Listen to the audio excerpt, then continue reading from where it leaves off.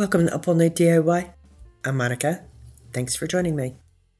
I have a selection of 10 of my favorite rustic DIYs. I'm going to link all the original videos in the description box. Happy New Year! So to make my heart, I'm going to use some Model Magic, but a paper heart would do, or wooden heart, whatever you got. I'm going to need some wire here. This is 19 gauge, and I have a candle jar lid.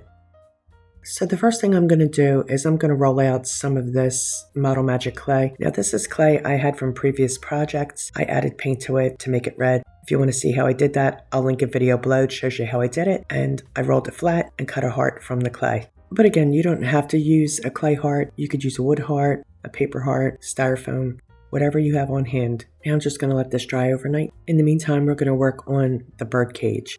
So I'm going to take this candle lid here, and I'm going to give it a coat of black chalk paint. This is going to give it a more rustic appearance. I'm really not being too fussy about this.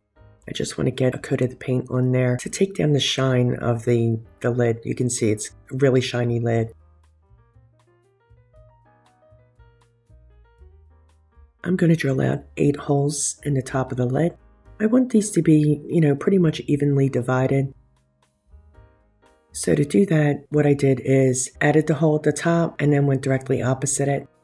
And I kept doing that until I had 8 holes. Does that make sense?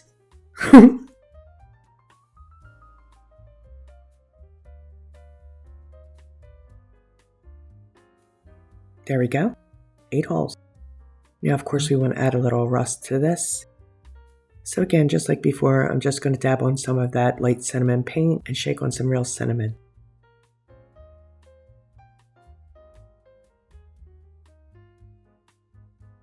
When I'm happy with it, I'm going to spray it with the clear matte sealer to keep the cinnamon in place. I cut myself 8 12-inch lengths of the 19 gauge wire, and I'm going to use my needle nose pliers here to give each wire a wee bit of a curve. Here, I'll show you here. Let me cut this bit off, and I just curled the ends around to make them into little hooks. I want about a 2-inch bit of wire in that hook part. You know what I'm saying? We're going to thread the wires into the holes. To keep the wires in place while I'm working on this, I want to elevate it. So I just grabbed a glass and some kind of little container here, just so that I can put the lid on top. And once I get the wire threaded through, they're not pushing out, you know what I mean? It just makes it easier to work on this. So we're just going to thread each of those 8 hooks through those holes. Okay, now we got them all into place here. Now I'm going to lift it and I'm going to grab all the wires so that they don't fall out of the lid. I'm going to grab them at the top here. See? Now this part's a wee bit tricky. I'm going to take that wire from the hook part and wrap it around the extending wire at the base there. I want it to be nice and tight. So I'm just going to use my pliers to get that wire wrapped around itself there as tight as I can. The good thing about the 19 gauge wire is it's easy enough to bend, but it's also sturdy enough to stay in place. So I'm going to do this to each and every wire.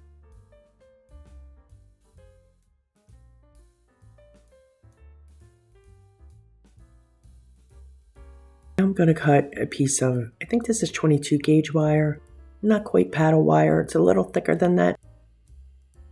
Now I'm going to grab the wire and kind of pull it all together at the top here to make our little cage. So just going to gather it. And I'm going to wrap this bit of wire around it so that it's nice and tight.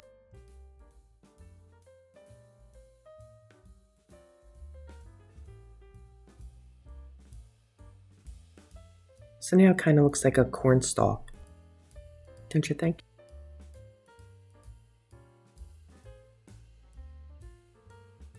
I'm going to come in with my needle nose pliers and I'm going to curl all of that excess wire at the top, make it look pretty.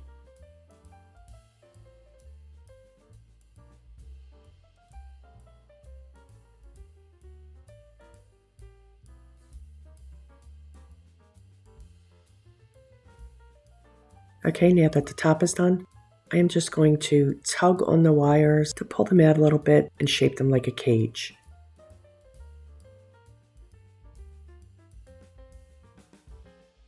I don't mind if it's a little bit wonky or oddly shaped because I like that kind of whimsical look.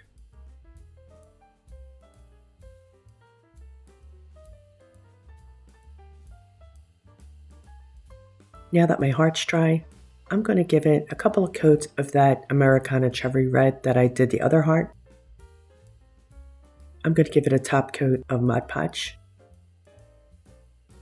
And for this heart, I stamped out the word forever onto cardstock. I did the same decal effect and hit the edges with ink. So we're going to place that right in the center of this heart.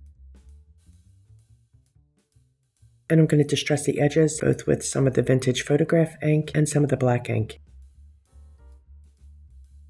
Yeah, I'm digging this. Very vintage.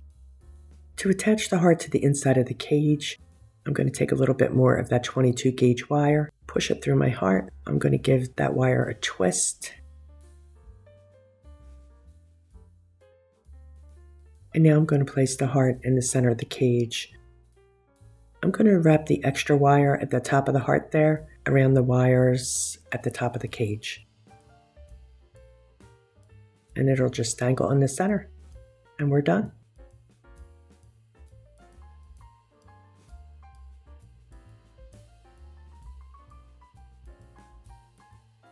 I think this is my favorite piece. I love the way this turned out.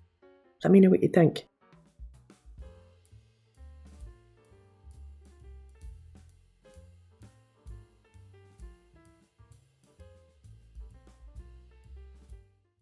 We're going to give this Dollar Tree Christmas tin a makeover with some chalk paint. I'll tape off the inside of the tin to prevent any paint mishaps.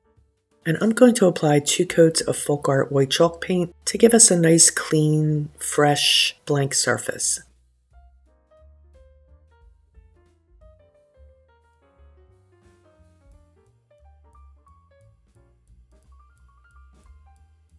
Our next layer is going to be 2 coats of Folk Art Sage Shadow. It's a really pretty vintage green, so a couple of coats of that.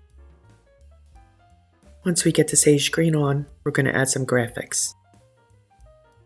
I designed my graphic in Silhouette Studio and cut it out of cheapy contact paper. I use it whenever I'm doing reverse stencils. It's really budget friendly. I wanted a vintage ad kind of feel, so I designed this to say Shamrock Tea, and I also added a couple shamrocks, just to give it that authentic look. I enlarged the design to fit the top, and I also enlarged the shamrocks, just the shamrocks, to add to the side of the tin.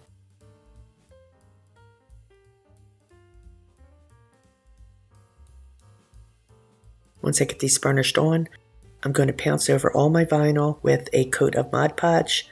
I was hoping that it would give me nice clean lines, but you're going to see that doesn't quite work out. Yeah, so we're just going to lightly pounce over all the vinyl with the Mod Podge. The top coat will be 2 coats of black chalk paint.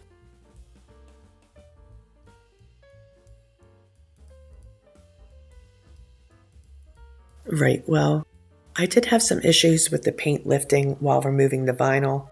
However, as I'm going for a vintage look, I figured, you know what, we're going to roll with it.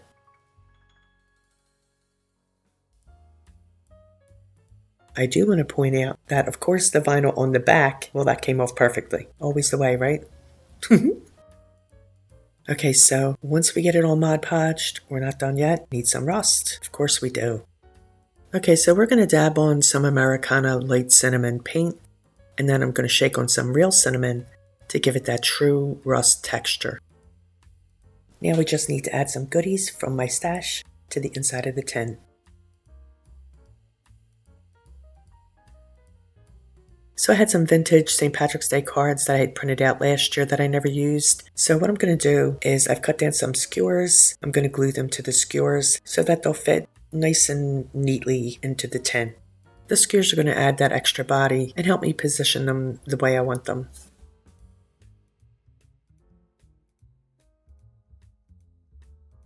So first I'll fill the tin with some shredded paper. And I'm going to arrange the cards in the back, just however I think they look best. You get the idea. I pulled out these little shamrock bowl fillers. We're going to use those. But first I'm going to add this tassel. Just drape it across the side there. I'll place this shamrock bowl fillers in the front. I added a Connemara marble brooch to one of them, which I'm going to put that one in the middle. I got that brooch the first time I went to Ireland. And that's it. My little vintage tin is done. I think this looks authentically vintage and is the perfect addition to my St. Patrick's decor. What do you think? I just love it.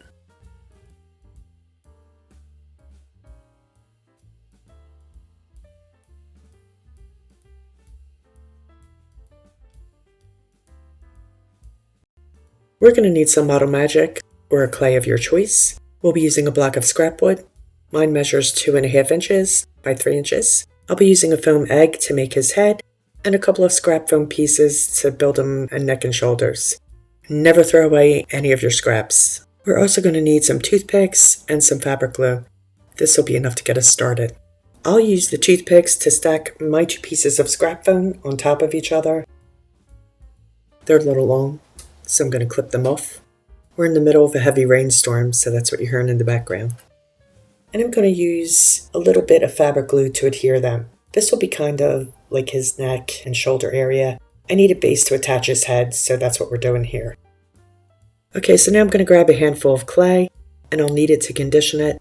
And then, once it's well conditioned, we're going to roll it flat. You guys know the drill. See, I want it thin, but not too thin. I cover my egg with the flattened clay. I'm going to press it on there nice and firm to make sure it's sticking to that foam. And I'm going to cut away any of the excess. Try to get this nice and flat. And then we're going to use that excess to fill in any gaps we may have. I rolled around on the table to smooth it out, as best as I can. And we're going to keep going until the egg is completely covered. I use the rest of the flattened clay to cover the scrap styrofoam. And again, I'm going to do my best to get it nice and smooth, but for the most part, once it's attached, we won't really see it.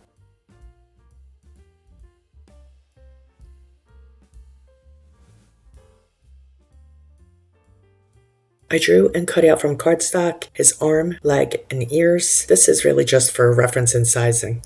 I rolled out a ball of clay, which we're going to use to create his legs. So I'm going to narrow one end of the ball of clay, leaving a rounded end at the top. As I roll, I'm just focusing the pressure at the one end to elongate it.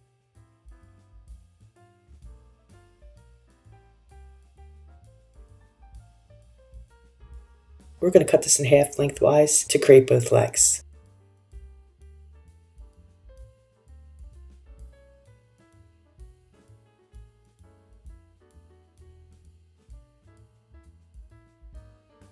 And now we're going to put a little crook in the narrow end, creating his foot. And we're going to do the same on the other leg. However, we want the angle on the other leg to go the opposite direction. See what I'm saying? This is because I want that flat part of the leg to go up against the wood. There we go. We're good to go. To create his arms, we're basically going to repeat the last step. Roll a ball of clay, elongating the one end, and we're going to cut it in half.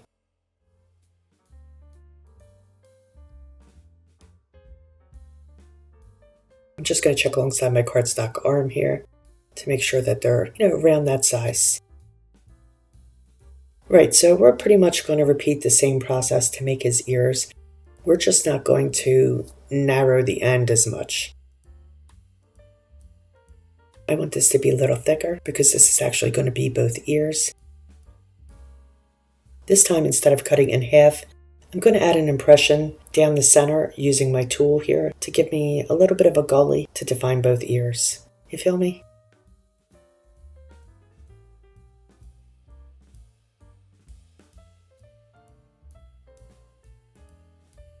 I'll use my ball tool to create a little divot to make the hollow of his ears. You could use a paintbrush handle for this too, that would work. I want this bunny to be very basic and very simple and very vintage-esque. I think they kept the bunnies very simplistic. I've cut a toothpick in half and I'm going to stick them into the top of his head where I want his ears to go. and then we're going to slide the clay ears right over top of those toothpicks.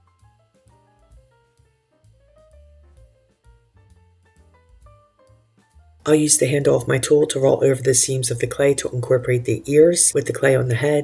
And again, a paintbrush handle works perfectly well for this. We just want to make sure that they're well incorporated and really stuck on there. He's going to get really basic, simple round eyes. So I'll roll a small ball of clay, which I'm going to cut in half so that I have 2 even amounts of clay. And I'm going to roll those into 2 smaller balls. I'll press those into place and I'll incorporate them again using the handle of my tool.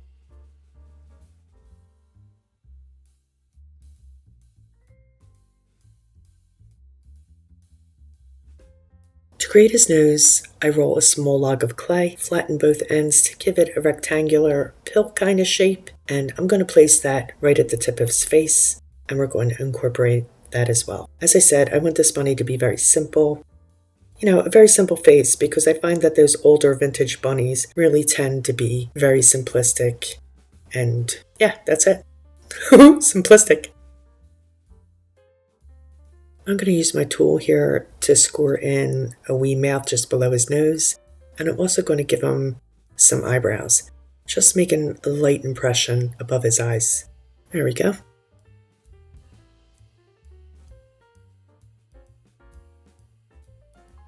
I'm going to use a couple of toothpicks to attach his head to his neck.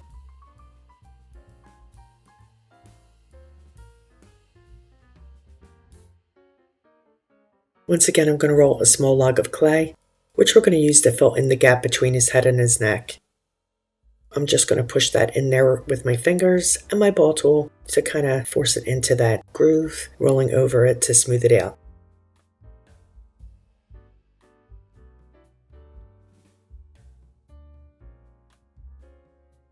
All we need now is a tail, so I roll a small ball of clay and flatten the one side on the table. That's so it'll sit flush against the wood when we assemble them. And now we're going to set those aside overnight to let them dry. In the meantime, let's work on his body. I give the wood base coat of ceramic coat charcoal on all 6 sides.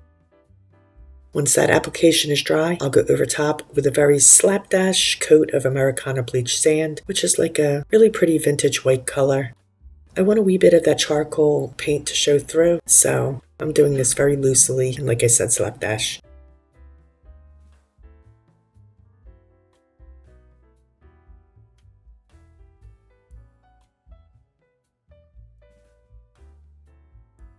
I found a vintage advertisement for Cadbury, which I cleaned up, sized, and printed onto cardstock. I actually printed 2 different sizes, but I think we're going to go with the smaller one. That's a better fit. I'm going to tear that from the cardstock so that I get a deckled, raggedy edge. I made a printable for you guys. You'll find the link in the description box in case you want to make your own or you want to use this in some other project.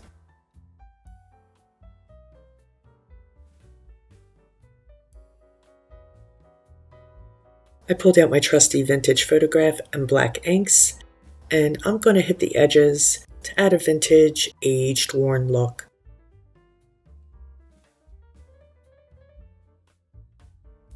And I'm thinking I'm going to add a little bit of the inks around the edge of the wood block where we're going to be attaching the ad.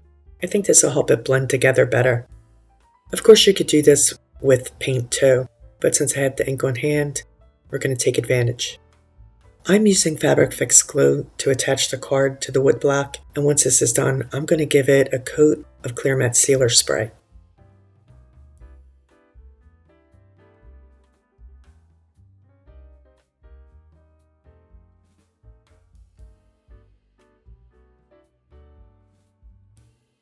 Now that the clay has sat and dried overnight, it's time to paint. So I'm going to give each piece a base coat of ceramic coat charcoal.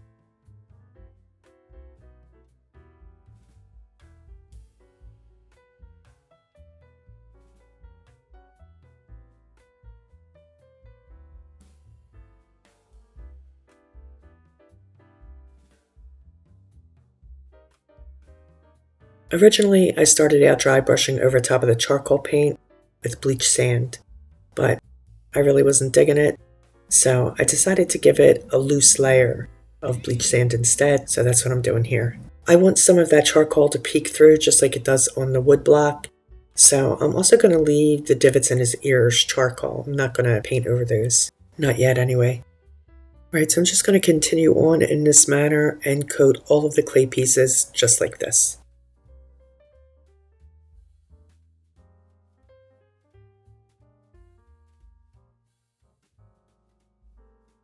I will give the inside of his ears a very sketchy coat of Americana Blush Pink, again leaving some of that charcoal visible.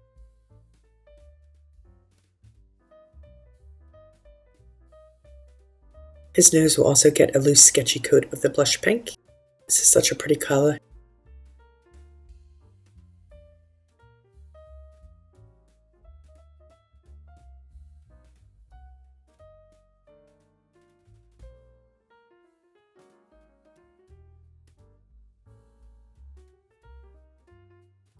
I'm going to clean up his eyes by giving them a second coat of charcoal. I got a lot of the bleach sand on them when I was painting. No biggie. Easy fix, right?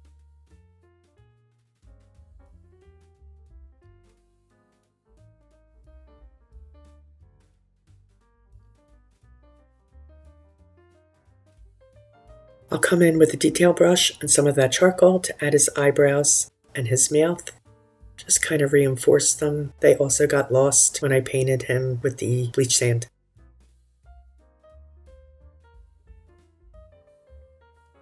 I dot his eyes with Ceramic Coat Spice Brown, using the end of a dowel to do this.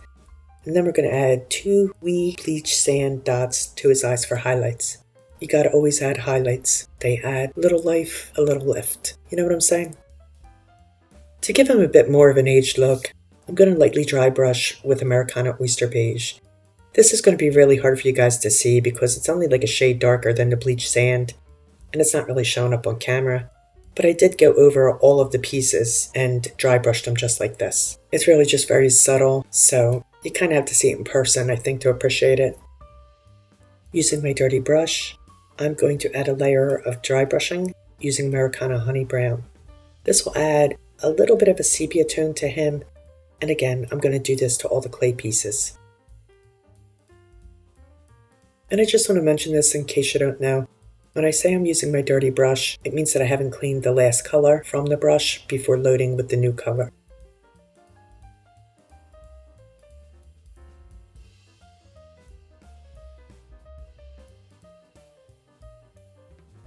I'll give him some la-la lashes above and below his eyes with my detail brush and charcoal gray.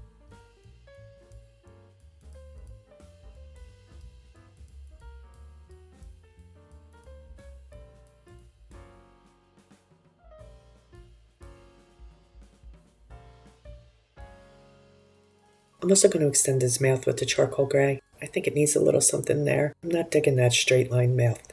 You know what I'm saying? You feel me? Yep, I like that much better. I did dot wee freckles alongside his nose, right there. You know, where whiskers would go. We're not giving this guy whiskers, but just for aesthetics. I use a sponge dauber and a wee bit of blush pink to add some color to his cheeks, right here, just below his eyes, alongside those freckles. Cute, right?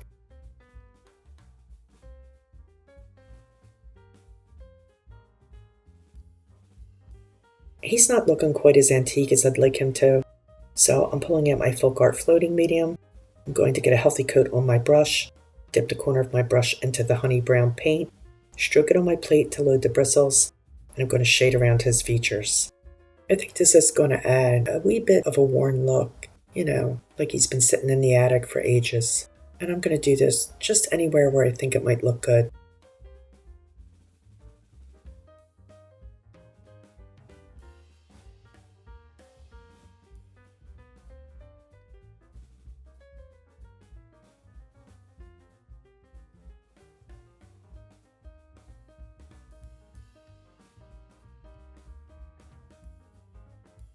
I'm going to shade down the center of his ears, this time with charcoal. I've loaded my brush the same way as I did with the honey brown, so I'm filling in that gully area. That's a little heavy, so I'm going to come in with a paper towel and just wipe it back a wee bit so that it's a little more subtle. I'll also add some of that charcoal along all of the other clay pieces, to add more aging. Kind of sticking to the edges, but, again, whatever looks good to you, go with that. Now that all the painting's finished, I'll pounce a top coat of Mod Podge all over all of the clay pieces to seal them.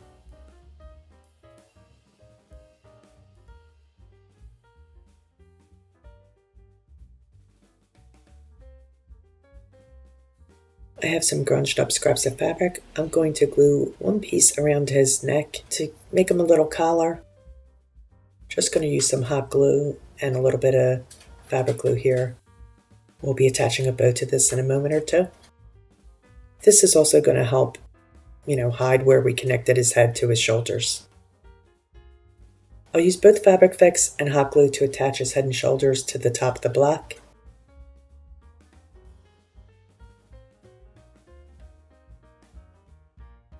And I'll do the same to attach his legs and his arms and also his wee fuzzy tail.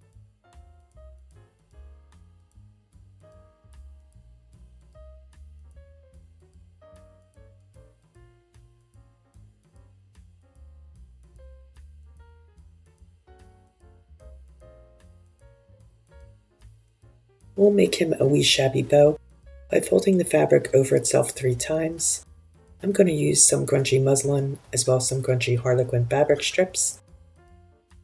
I'm going to stack the harlequin on top of the muslin, and I'll use a pipe cleaner to twist these together, and then we'll fluff it open, get us a nice bow going.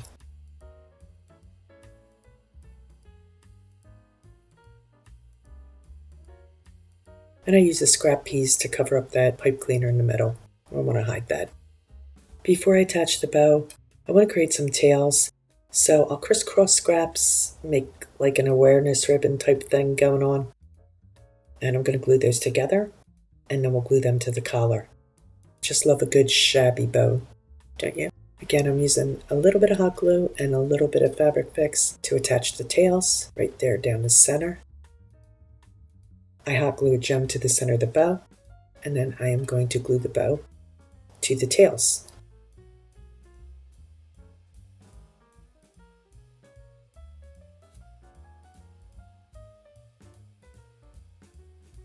All that's left to do is trim up those tails, and our vintage Cadbury bunny is done. Here's a final look. The thing that I like best about him is that I can leave him out all spring season because he's not really Easter specific, yet he does go perfectly with Easter decor. Let me know what you think.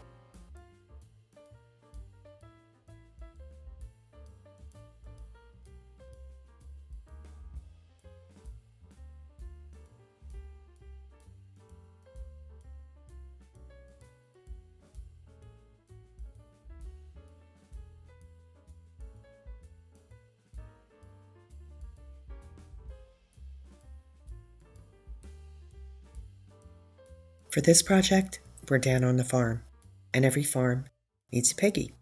This is Truffle.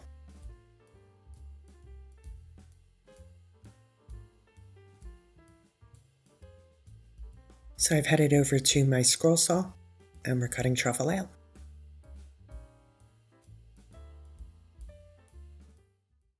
We're going to hit those edges with some wax, and then he's going to get a loose coat of white. I apply my vinyl stencil. I'm going to do a reverse stencil here.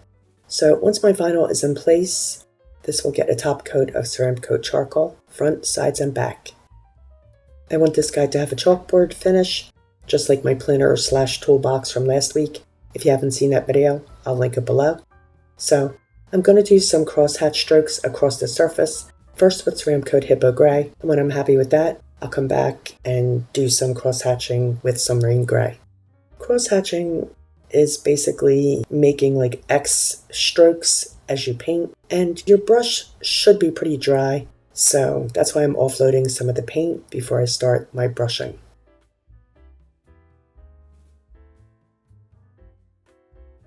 This is always my favorite part, revealing the words. Very exciting. So, as you can see, this is a faux advertisement for the finest black truffle oil. That's why this guy's called Truffle. Yeah, I felt like this needed something else. So I'm going to paint on some laurel leaves around him. I'm going to do the main vines with my script here, my script brush, just real quick.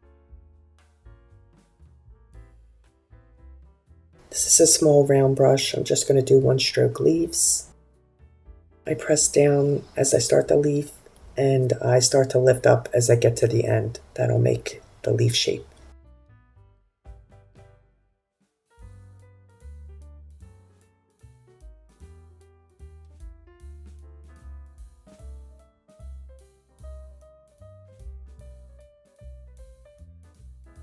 Yeah, and I'm going to do some dipped out berries too, just for kicks. We're going to pull out that metal thingy and start scraping.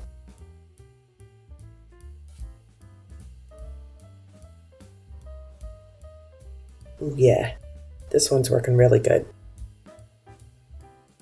Scraping it raised some of the nap in the wood, so I'm going to come in and lightly sand it with a sanding block, just to knock down that nap. Make sure I wipe him clean. And he's going to get stained with both the honey brown and the burnt umber stains as well.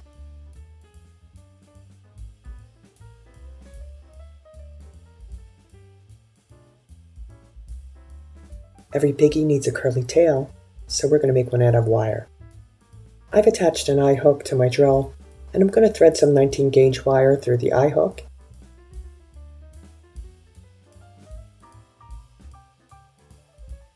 I'll pull both ends up together and hold those with a pair of needle nose pliers. Then I will slowly press the button on my drill, and this will twist the wire for us.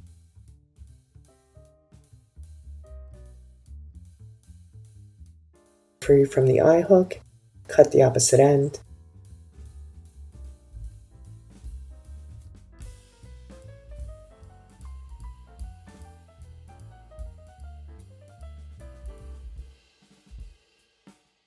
And I'm going to twist it around the paintbrush handle to give it the curl.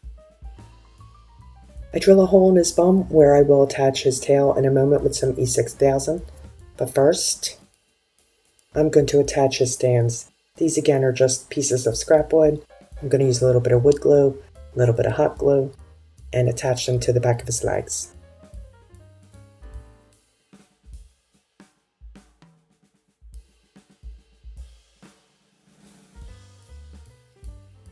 Now we can add his tail. I'm just going to stick the end of the wire into the glue and then slide it into the hole. There we go. Cute, cute, curly piggy tail. Wink, wink.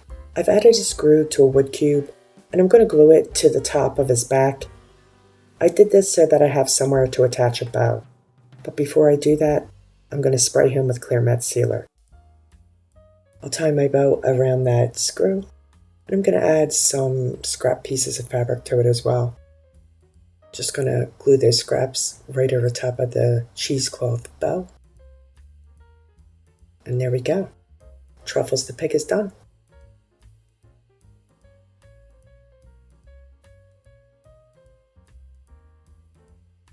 Yep, Truffles is pretty cute.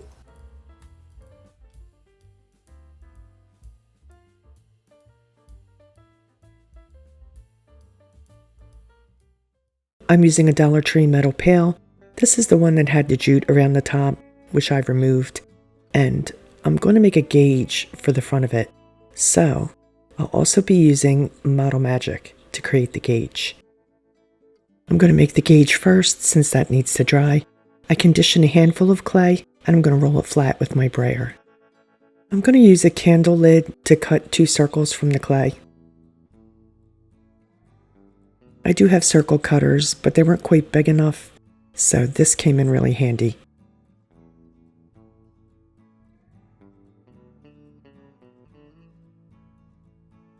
I'm going to smooth the edges. They're a bit rough. I created a gauge dial in Photoshop. I printed it on scrapbook paper, and I covered it with packing tape to kind of give it, like a glass look. And I cut out a template of the gauge window. I'll use this to cut out the shape from one of the clay circles so that we can see the gauge beneath it. I used a clay tool for this, but an X-OXO would work just as well.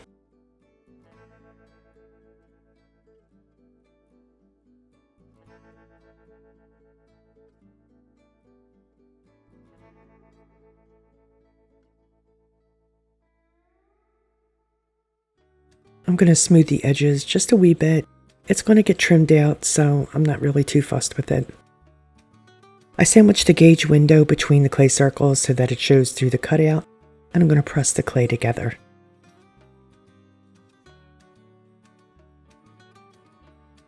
I roll a thin snake of clay to trim around the window. I'm just lightly pressing it on, making sure that it's well stuck.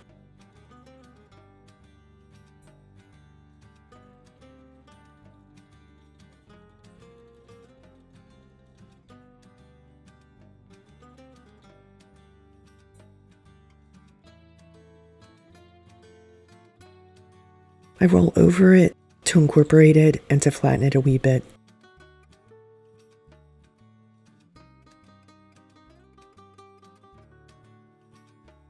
And I roll a thicker snake of clay to trim the edge of the gauge.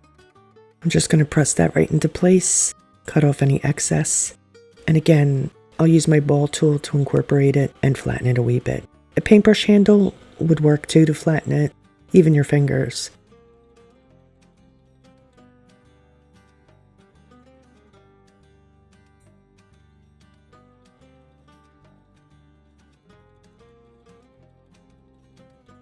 Now I press it onto the pail to give it that slight curve of the pail, and I'm going to remove it and set it aside to dry.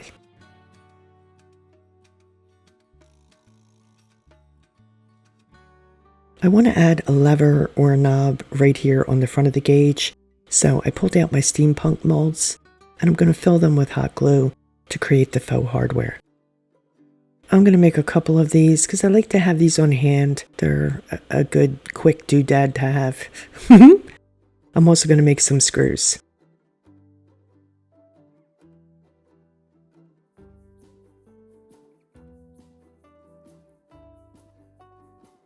Okay, so I apply a coat of Mod Podge to the pail.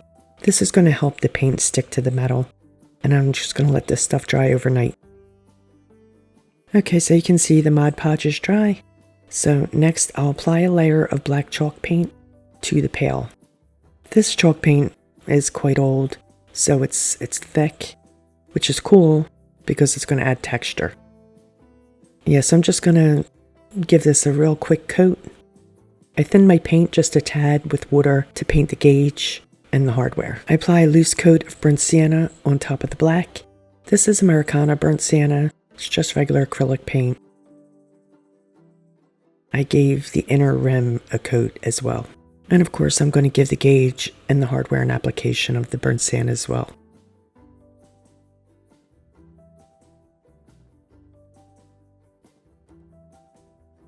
So for the next step, I made some rust paste in 4 colors. I found this recipe on the Graphics Fairy, so I'll link the page in the description box. It was easy enough to create. The directions are for brown, orange, and yellow paste. I also made a verdigris one using turquoise.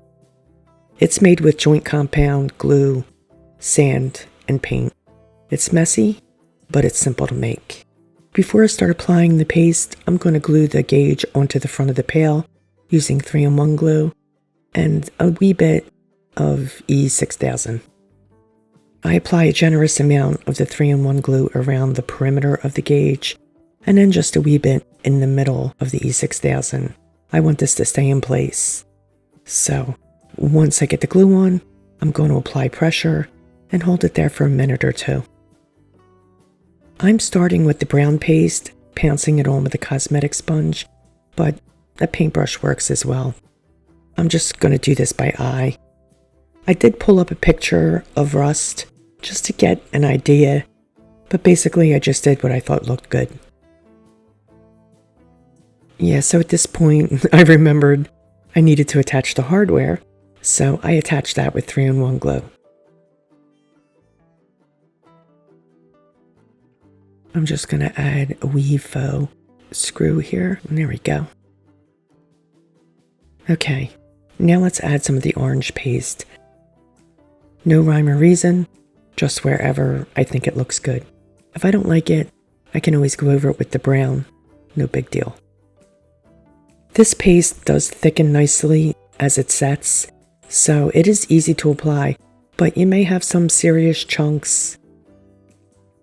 I'm trying to add it lightly, and then I'll just go back over any areas that I think I need extra.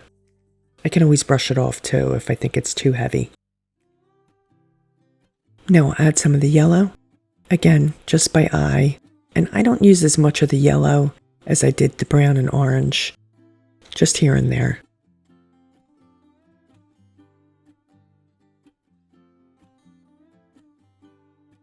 And very sparingly, I'm going to add some of the verdigris. Once I'm happy with the paste application, all I do is take it out back and spray it with a clear coat of matte sealer, and we're done. I really love the way this turned out. I think it looks like real rust. Let me know what you think. I added a few moss balls to it, and I think this is a really cool late summer decor project.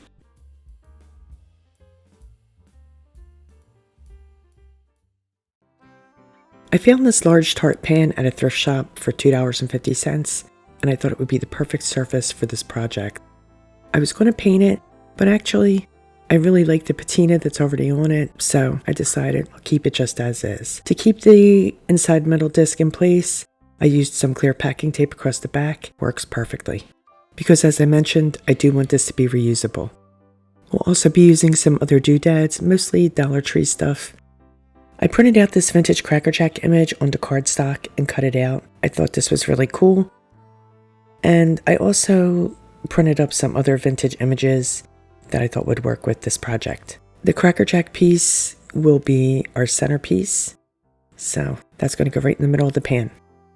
I'm going to cut out these other images, and for this one I'm using my scalloped scissors to cut this image out, to zhuzh it up a wee bit. I'll leave a wee bit of a white border around the firecrackers. So I'm cutting close, but like I said, just going to leave a little bit of a border. I'll come in and hit the edges of the Cracker Jack with red ink, and I'm just going to use a cosmetic sponge to add any of the ink to my images. Now I want to antique it, so I'll hit the edges with Vintage Photograph Distressing Ink by Tim Holtz, my favorite. I'm going heavier with the ink, even adding some to the surface in places. I'll repeat this process on my other images, and actually I started with the Vintage Photograph ink this time, and then I came back in and hit the edges with red. Of course we're going to need a wee bit of sparkle, so I'm adding a partial outline with Mod Podge, kind of like a highlight, and I'm going to sprinkle it with glitter. I'm starting with the fuse, and I'm going to add a wee line here at the top, right there, and then I'll come down the sides and along the bottom.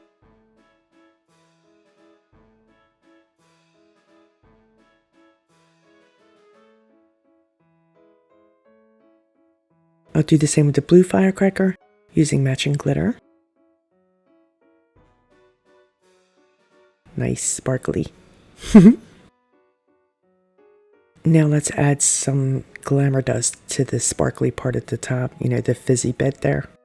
I'm just doing wee strokes, just a little here and there in like sweeping motion. And we'll add the glamour dust, and we're done. Now for this piece, I have this confetti-esque blue glitter. It's big chunky glitter. I'm going to add some here and there. I love this big chunky glitter. Makes me happy.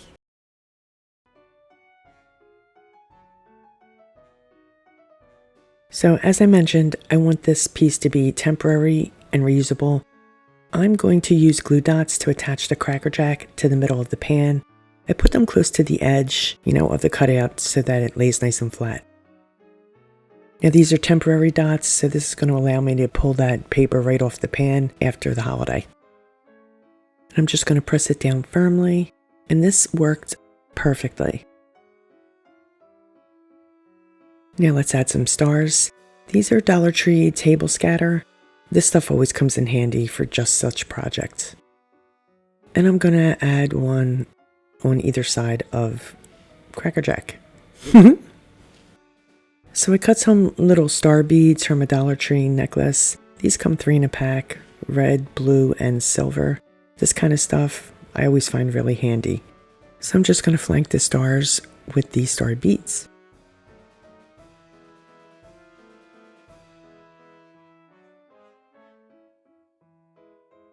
I bought a couple of balloon weights from the Dollar Tree, and I'm going to remove the picks from them. And I'm going to separate the stars from the tassel as well. This wire is really thick, so it was a little bit of a struggle, but I start bending it back and forth, and then it kind of snapped right off. Here I'm just checking to see where I might want these to go. What I decided to do is to use this shabby bow that has a magnet glued to the back of it. I made this a couple years ago for another project, and I've been reusing it ever since. It's really very, very convenient. So I'm popping it right here at the bottom. I also added magnets to the star clusters with glue dots. This will allow me to reuse the stars as well as the magnets. So I'm going to position them right here on either side of the bow. And I really do like using the magnets here because it allows me to reposition the items. No fuss, no muss.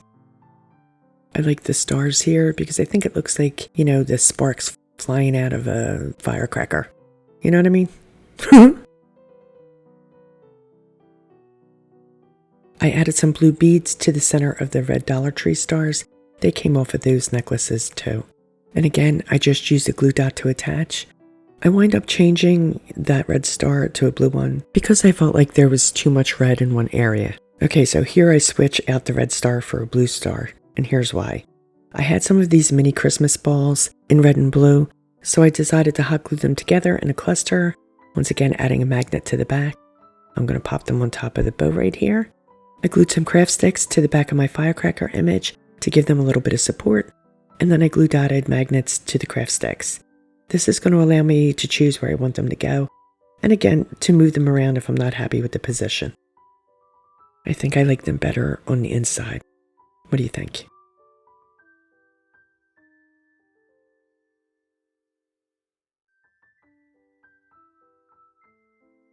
Now let's make something for across the top. I thought this Happy 4th of July image would be perfect for the top, but it needs more embellishment. So I cut out sections of a Dollar Tree necklace to fit across the top and bottom. I think it gives it more of a finished look. This image reminds me of like a popcorn box. You know what I mean? I like to reuse every bit of scrap I have, so I wrapped a craft stick in the mylar from the balloon weight and twisted some gold pipe cleaner on the ends, and then I added a couple of magnets to the back with glue dots. I'll glue the Happy 4th of July image to the middle of the craft stick, and I'm going to flank it with more of those styrofoam stars, you know, the table scatter. I did decide to use hot glue to put the stars on. I'm not really worried if I can't reuse these stars. They're always readily available. Yeah, I like that. I think it looks really festive. What about you? And now I'm just going to pop this right at the top of my pan, and this project is done. Yeah, I'm pretty happy with that. What do you think? I'm all about that vintage Cracker Jack sailor and his pup and go. The fact that all the pieces are reusable, that's the cherry on top. All in all, I believe I spent about $5 to create this. You gotta love a reusable project, am I right?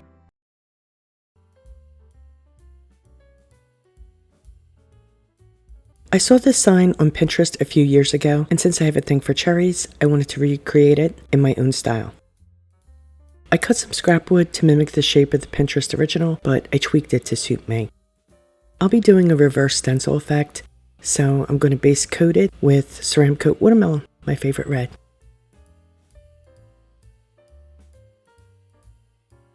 I pulled out my silhouette and cut my vinyl lettering to fit my sign.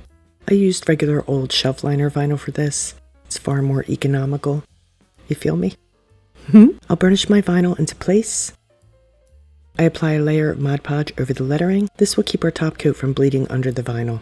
I cut a couple of cherries from vinyl too. I actually cut these by hand because originally I figured I'd hand paint them, but that seemed redundant upon reflection. This was far easier. So I'll add some Mod Podge to the edge of the cherries too. I'm going to apply a few dabs of crackle medium here and there to add a rustic vibe. I'm dabbing it on with a cosmetic sponge. I'll pounce on a thick application because I want the crackles on the larger side.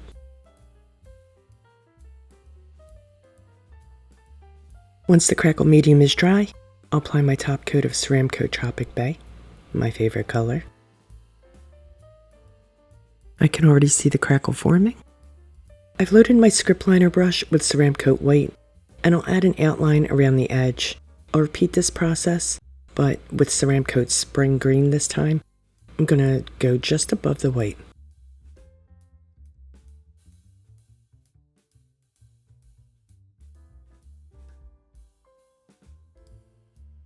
Now for that spring green outline.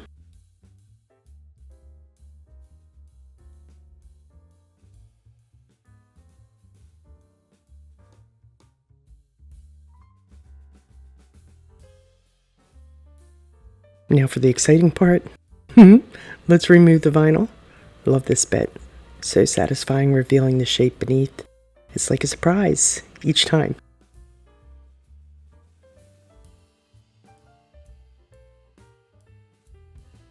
Wee! Cha-cha-cha-cherry.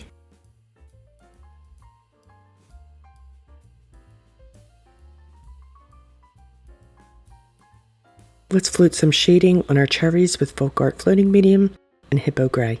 I'll prep my brush with the floating medium, then side load with Hippo Gray, scooping the paint onto the corner of my brush, stroking it onto my plate to blend the medium with the paint. This will give me a gradient of color from dark to light. With the paint corner of my brush to the edge of the cherry, I'll lay down my shading. I usually put my shading to the left. In the original Pinterest picture, I think it's to the right, but this is just how I do it. So really, you just want to put it anywhere you think there would be a natural shadow. And I'm going to shade the cherry right here, where the front cherry casts a shadow on the back cherry.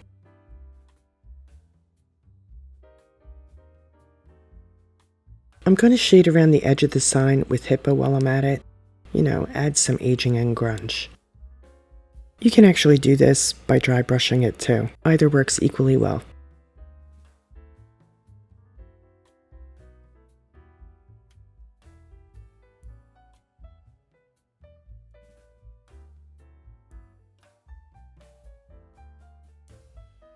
I'll use my script brush to add stems with Hippo Gray right here on the cherries. Just real simple strokes. I'll add some white highlights to the cherries. I load my brush the same way as I did before. And of course, the highlights will go opposite the shading.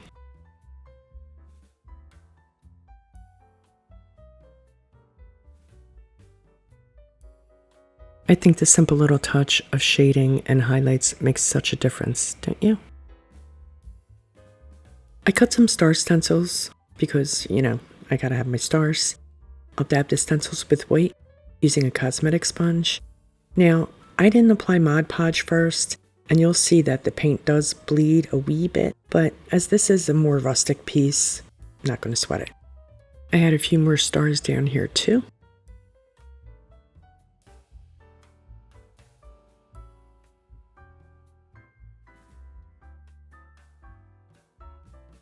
I dry brush the edge of the sign with Ceramcoat Burnt Umber to distress the sign, and let's add some to the surface as well.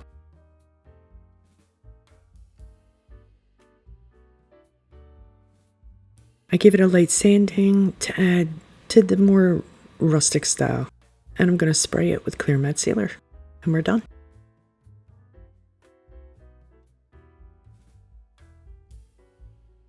I grabbed this sweet loaf pan at a thrift store. We're going to give this a cherry facelift. I gave this a coat of Mod Podge to help the paint stick, and I'm going to give it 2 coats of Folk Art white chalk paint. I'm starting with the inside. I'm not going to paint it completely. I just want the paint to go down a wee bit because the bread will hide most of it.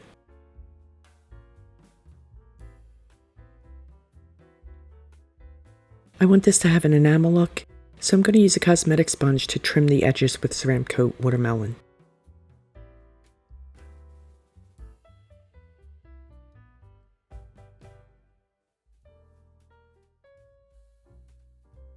I dot on my cherries using a dowel. I want these projects to coordinate with my summer cherry projects from last year, the year before. If you haven't seen those, I'll link the video in the description for you. They're really cute. I'm using spring green for some of the leaves and the stems, and Americana tree green for the other leaves.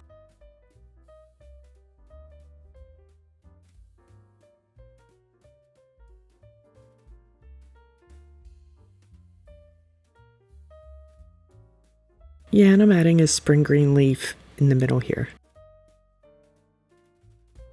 White dot highlights for the cherries, and then we're going to add some red checks.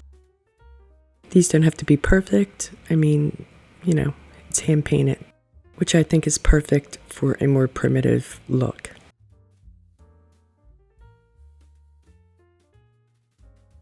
And I'm just cleaning up those edges. See? Cute, right? I hit the edges with Tim Holtz Distressing Ink in Vintage Photograph. Then I'm going to come back with some black ink and add more grunge. And because this is supposed to look like enamelware, I'll seal it with clear gloss spray. To make the loaf of bread, we'll need some Model Magic. And I used a scrap of floral foam and some foam packing cylinders. They're kind of like, pool noodles. I glued the cylinder pieces to the top of the floral foam, and I used some toothpicks to fasten the pieces together.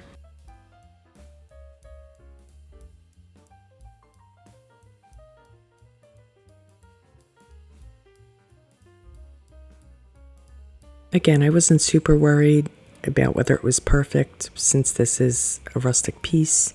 I like that more wonky look.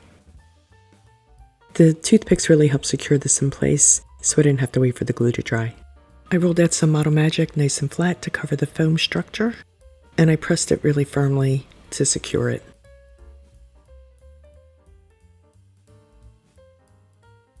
As long as the majority of it was covered, this worked because again, it's going to go into the loaf pan, so you're not going to see the bottom of it.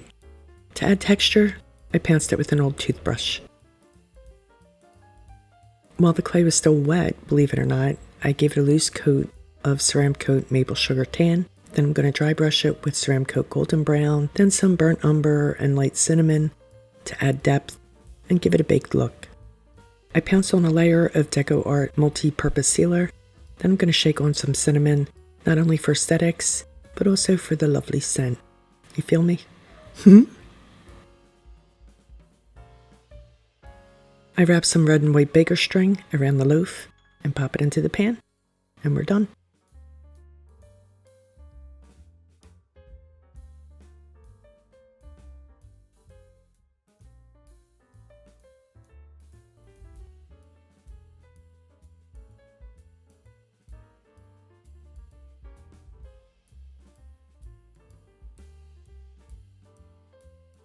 A friend needed some window decor that would work for both Halloween and, general autumn, and she wanted it to light up. So I cut a pumpkin stack from MDF, and I'll be creating a candle box for the front of it, which I'm going to make from wood pieces cut to size.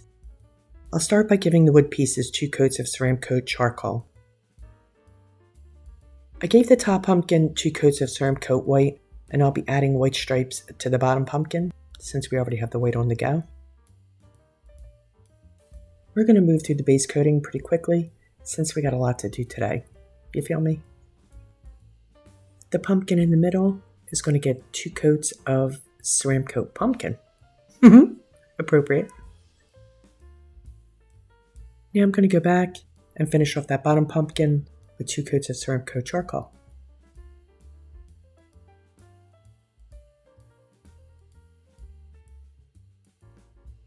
And to finish up the base coating, I'm going to add 2 coats of honey brown. This is Americana honey brown to the pumpkin stem. Once that's done, base coating is finished, and we'll move on to the details. I sketched out a check pattern for the top white pumpkin. I'm going to fill in every other space with charcoal to give it that Mackenzie Childs feel. We all love that, don't we? I know I do. Now, I could have probably been more exact with these, but it's whimsical. We're rolling with that. That's my story.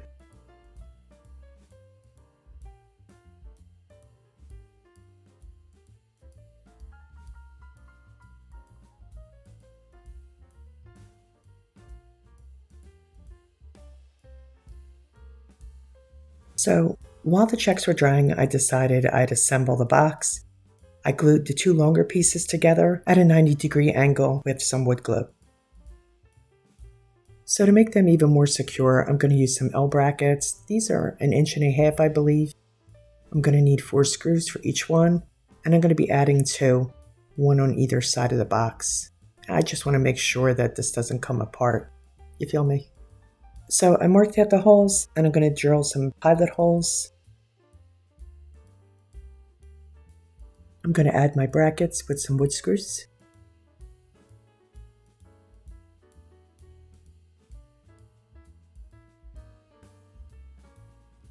I'm going to glue the sides into place, and then I am going to clamp them, just to make sure that they're nice and tight on there. Later on, they'll get fixed with screws to the pumpkin stack. Now while the box is setting up, let's get to some detail work. Now let's do some shading. I'm going to prep my brush with some Folk Art Floating Medium, getting a healthy coat on there. I'll side load with Americana Dark Chocolate, because we're going to float the stem. Now I'm going to stroke my brush on my plate. It'll blend the medium and the paint together. This is going to give me a gradient of color, as you can see there. And now let's add some detail to that stem. I'm going to hold the paint corner of my brush right along where I want my darkest shadow, so at the edge here, and I'm just going to lay that color down. I also want it right in here at the curve of the pumpkin stem. There we go. And now I'm going to go around the rest of the stem very lightly, feathering out the color as I go. I'll add the ridges to the stem by holding my paintbrush on the edge there and just kind of stroking in those wee stripes. Okay, now I'm going to load my brush once again with the medium. I'll side load this time with burnt orange, and once I get that on there, I'm going to float the burnt orange around the top pumpkin. If you've watched me paint before, you know that I like to add various colors to my shading. So right now we're doing this burnt orange. We're going to come back in a little bit with hippo gray. But what I'm doing here is just kind of feathering that color out so that we get that soft effect. And this is just kind of like an outline. That's how I think of it. So now I'm going to go along the edges here, inside the ribs of the pumpkin. This gives those ribs some definition.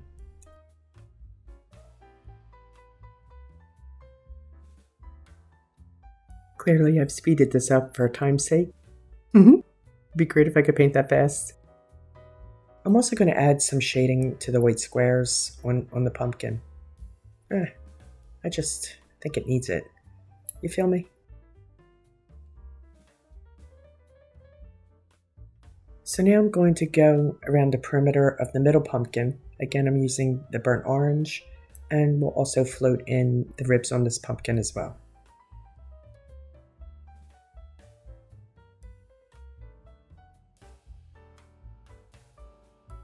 So to shade the ribs, I'm just following the natural curve of the pumpkin where the ribs would naturally be, and trying to meet up the top part with the little dips and bumps on the bottom.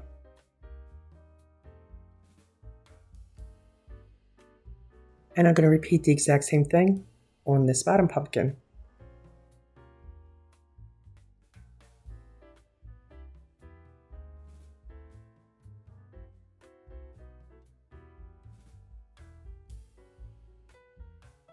I think you get the idea, right? I just keep reloading my brush whenever I need more paint if it gets stuttery. Sometimes I just add floating medium, sometimes I have to reload the color and the medium, but you get the feel for it the more you do it.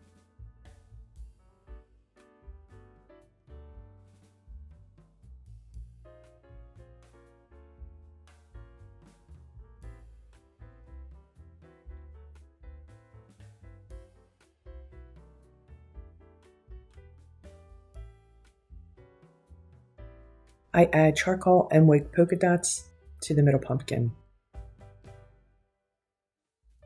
I'm using the handle of a dauber, sponge dauber, to add my dots. Now I've lit up my brush with the medium and hippo gray, and I'm basically going to go around the entire pumpkin.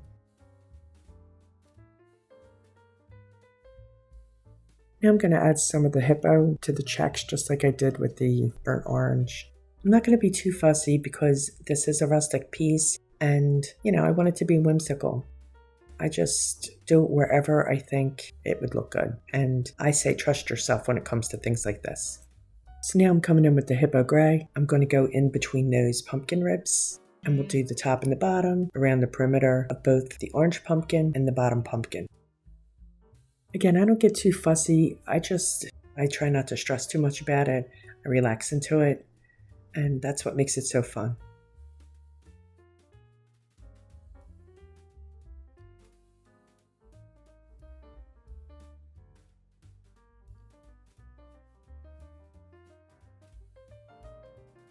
I'm going to reinforce that hippo shading, this time from the opposite side. So I'm holding the paint corner of my brush so that it lines up with the shading I've already laid. Now let's go and do a little bit of shading around the box. So we're going to start with the burnt orange, and I'm just going to go around the perimeter just to pull that color in. Now I'm coming back. I'm going to go right alongside that orange shading with the hippo gray. Again, just to pull the colors together. We'll sand the edges to give it a little bit of a distressed look. I sand the edges of the pumpkin stack too. I also lightly sand the surface of the pumpkin stack, but I don't get too crazy with that. I just kind of, knock the color down a wee tiny bit. I'm going to add a stain here. I've mixed the stain up using Josonia retarder gel and some terracotta paint. I think it's Americana terracotta. So I'm going to lightly brush that on and wipe it back until I'm happy with the color. I'm going to do this all over the pumpkin stack, and I'm going to do it to the box too. To attach the box to the pumpkin stack, first I'm going to glue it into place. And I'm going to clamp it until it sets. Now on the back here, I'm going to add some mending plates, and I'm going to screw right into the box on the front just to make sure that it's nice and secure and it's not going to go anywhere. For a final embellishment, I'm going to add this bow to the front of the box. First I hot glue it into place, and then I add a couple of staples just to make sure it's on there nice and tight. I'm also going to add a tassel that I made with some jute cording and hang that over the top. All that we need to do is add the electric candle, and this guy is done. And here's what it looks like all lit up. I added a little paper shred into the box. Leaves would be cute too.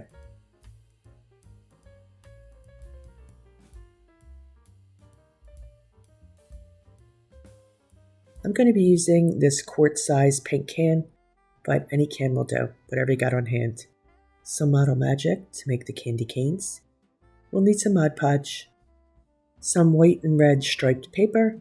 My can measures an inch wider than my paper, so I added the difference onto the end. I also found this adorable candy cane label on Pinterest. I sized it and fussed around with it, a wee bit, to suit my needs in Photoshop. And I printed it out on 80 weight cardstock. To make our candy canes, I've grabbed a handful of clay and my Ceramic Coat watermelon acrylic paint. I'll add some of the paint to my clay and knead it until it's completely incorporated into the clay. I also added a wee bit of a darker red, I think it was Americana Napa, to enrich the color. And I also have a small amount of red clay from a previous project that I'm going to mix in with the fresh clay. This is a wee bit messy, and it does take a few minutes, so just take that into consideration. It's fun though, I must say. We're also going to need some green clay, so I'm mixing in some Ceramic Coat Spring Green into another handful of clay in the same way as before.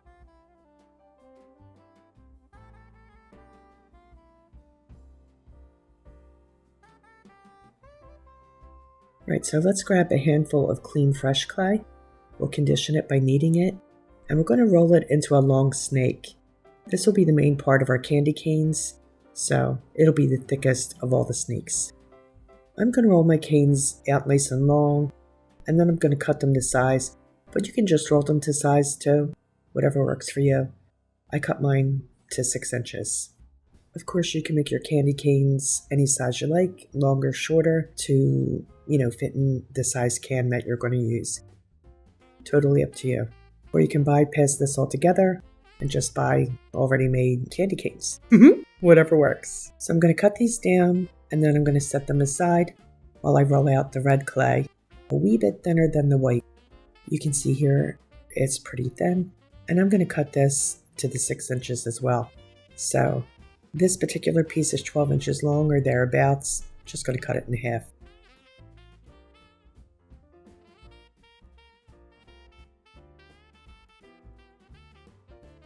And then we'll roll the green clay a smidge thinner than the red clay, and we'll cut that to size 2.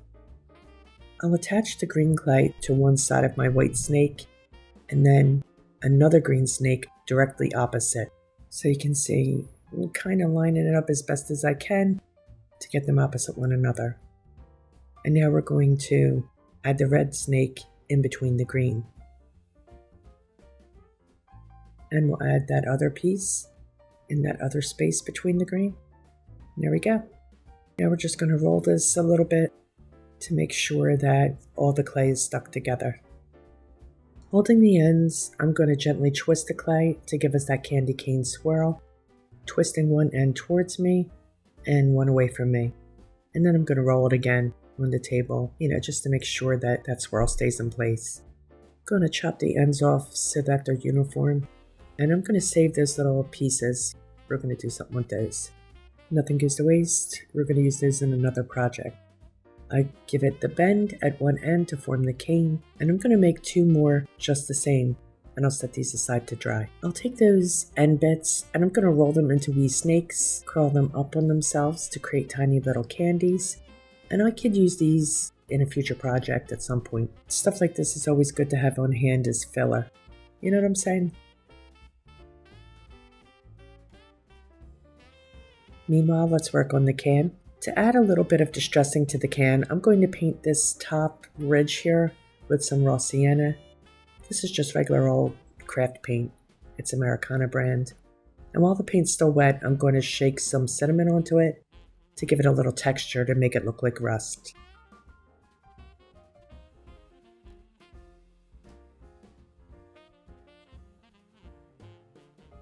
As I mentioned earlier, I've cut down my scrapbook paper to size, and I added that extra inch on the end to make up the difference in length. I'm going to Mod Podge this onto my can. I'll use a cosmetic sponge to apply the Mod Podge, and I'm just going to wrap the paper right around, adding the Mod Podge as I go, and smoothing it, as much as I can. I'm starting at the seam of the can so that the inch of paper that I added will be in the back. It won't be as obvious. Now, I really don't mind if there's any wrinkles in this because I want this to have that look like it's been around for years and years. So a few wrinkles won't hurt.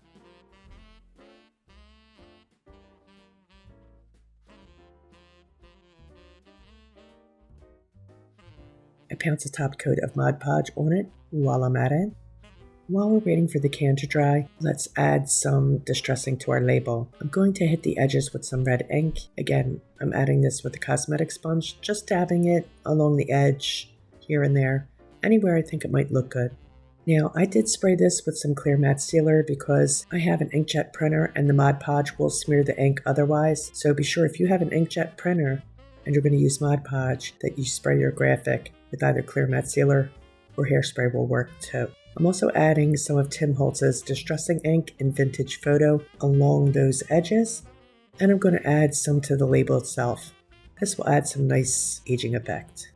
I'm going to use that Vintage Photo ink to distress the can as well. I'm focusing mainly along the top edges and lightly kind of all over the place. You know what I'm saying?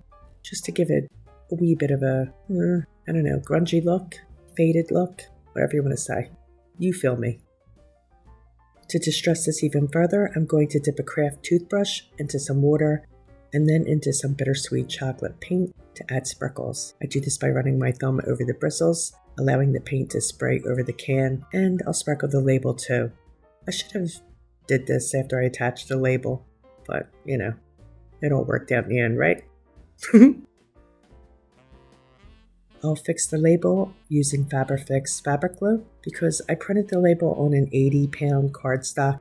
So this is really heavy. I want to make sure that it really stays in place. Just going to center it and hold it in place for a moment or two. Once I'm sure that it's well adhered, I'm going to add a top coat of Mod Podge to the label, just so everything matches.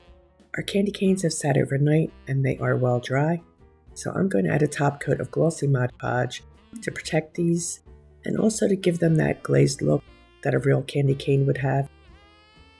Again, I'm just pouncing it on with a cosmetic sponge. You could use a brush too, however you'd like to apply your Mod Podge. To give the candy canes a wee bit more of a rustic look, I'm going to lightly rub some of the vintage photograph ink on them using the same cosmetic sponge, just ever so slightly. Everything is ready. All I have to do is add some of these holly berries and place those in my can. I'll add my candy canes, and I made a little sign that says 5 cents. That's going to go in there too. And, like I said, whatever you want to place in here, if you prefer pine or eucalyptus, you do you. I added cute little rusty jingle bells to my sign here. Gonna pop it right in the back. And that's it, we're good to go. I think this turned out really cute. And it's really simple. Let me know what you think. Here's a final look at all of the DIYs.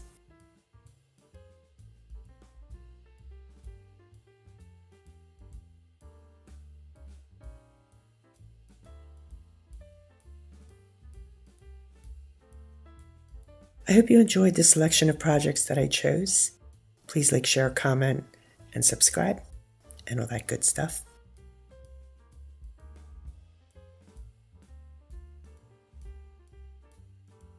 I'll be back next week with a brand new video. In the meantime, have a fabulous week.